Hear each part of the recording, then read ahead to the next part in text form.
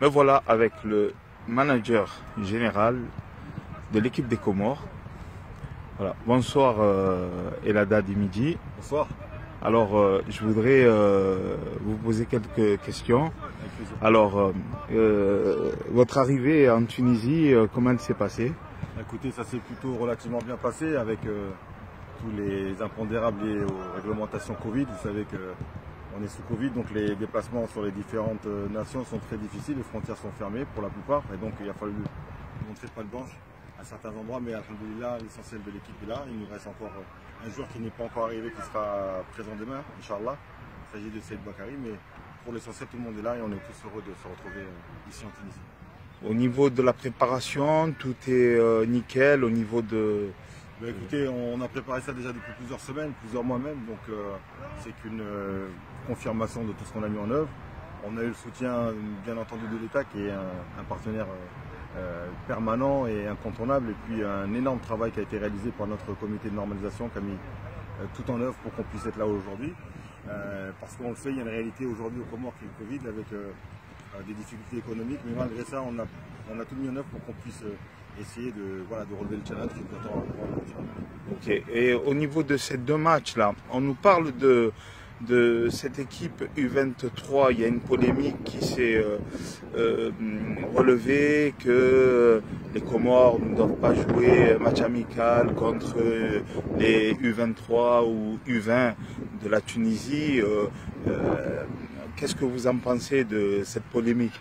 Moi, ce que je pense, c'est que c'est toujours très bon de jouer contre une équipe, quelle qu'elle soit. Maintenant, une équipe U23, il faut savoir aussi que c'est une équipe qui joue les Jeux Olympiques, qui se prépare aux Jeux Olympiques, donc c'est une compétition majeure. Je rappelle que les Comores, jusqu'à présent, n'ont pas encore participé aux Jeux, donc c'est une équipe qu'il faut prendre très au sérieux.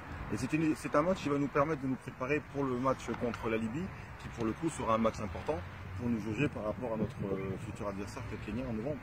Donc c'est des matchs qui font partie des classiques dans une préparation. Ça fait un an qu'on ne s'est pas retrouvé, donc il faut monter crescendo, et je crois que c'était exactement la bonne équipe pour le bon match d'entraînement. Ok.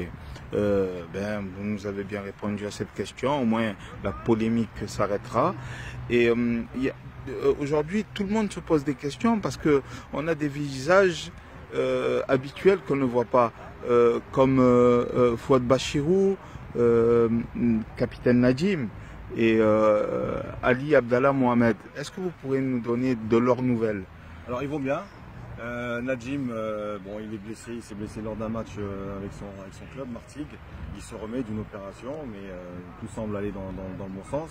En ce qui concerne Bachirou, c'est pareil, il est en convalescence après une blessure musculaire. Donc, et pour Abdallah, il a retrouvé un projet avec un club en Belgique, et les choses vont bien de son côté. Donc,